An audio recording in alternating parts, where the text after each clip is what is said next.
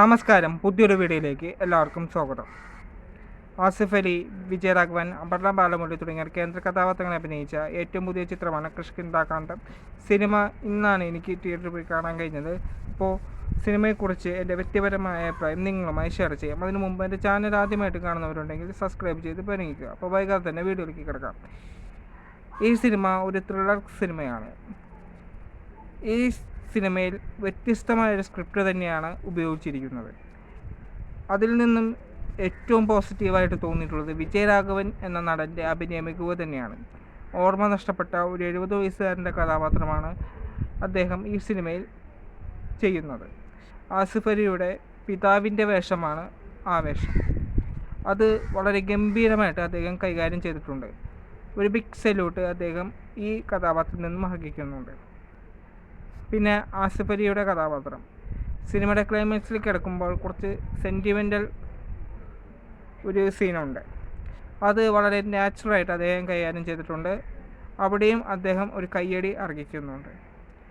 പിന്നെ അപർണ ബാലമുരളിയുടെ കഥാപാത്രം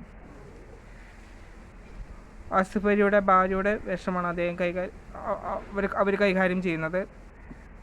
അതും ഒരുവിധം കുഴപ്പമില്ല എന്ന് പറയാം. പിന്നെ ഇടയ്ക്ക് അടുക്കുമ്പോൾ അവരുടെ കുറച്ച് മാസ് സിറ്റുവേഷനുകളൊക്കെ ഉണ്ട്. അതൊക്കെ നന്നായിട്ടുണ്ട് എന്ന് വേണം പറയാൻ.